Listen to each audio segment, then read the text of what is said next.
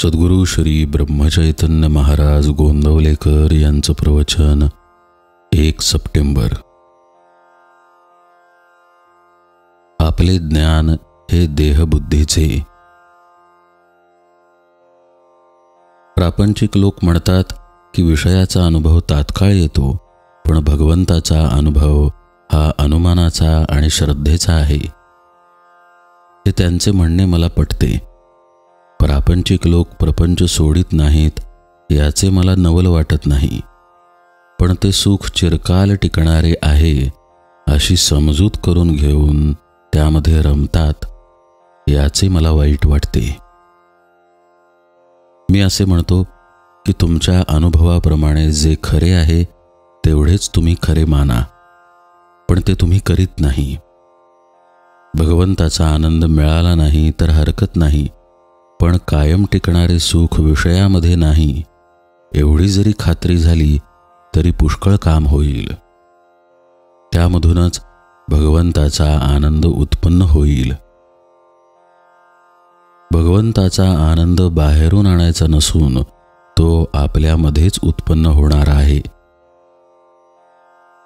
सध्याच्या सुधारणेने देहाचे सुख पुष्कळ वाढवण्याचा प्रयत्न केला, पण शेवटी दुःखालाच कारण झाले। समजा देहाचे पुष्कळ सुख समोर आहे, पण ते भोगण्याची जर आपल्याला शारीरिक शक्ती अथवा सांपत्तिक सुबत्ता नसेल तर त्याच्या प्राप्तीमुळे सुद्धा दुःखच पदरात पडेल। सगळ्यांना सगळे सुख मिळणे केव्हाच शक्य नसल्यामुळे प्रत्येक जण धडपड करून शेवटी दुःखीच राहतो। सुख आणि दुःख दोन्ही वस्तुतः उत्पन्न झालीच नाहीत, ती आपण आपल्या भ्रमाने उत्पन्न केली आहेत। मनाच्या सुलट झाले की सुख होते आणि मनाच्या उलट झाले की दुःख होते। मुळात सुखही नाही आणि दुःखही नाही। मी देही ही भावना जोपर्यंत आहे तोपर्यंत अनुभवाच्या बरोबर भ्रम हा असायचाच। सृष्टी ही आनंदमय असूनही तशी ती आपल्याला दिसत नाही, हा आपला भ्रम आहे। त्या भ्रमाचे मूळ आपल्या आतमध्ये आहे।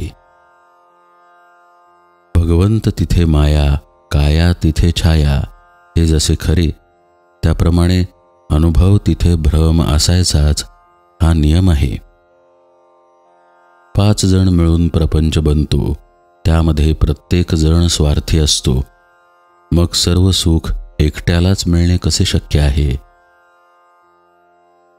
एका गावामध्ये दुसऱ्या गावी बदली झालेला मनुष्य आता 2-3 वर्षे तरी निदान आपली बदली होत नाही म्हणून निश्चिंत असतो।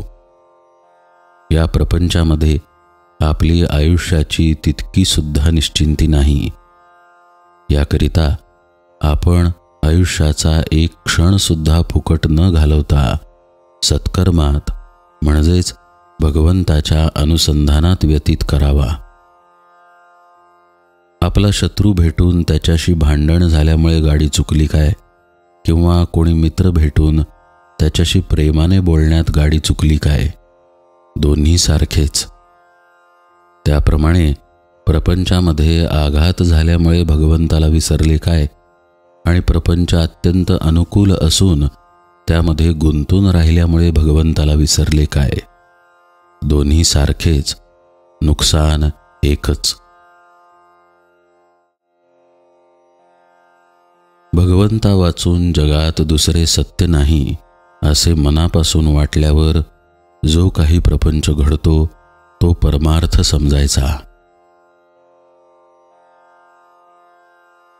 जानकी जीवन स्मरण जय जय राम।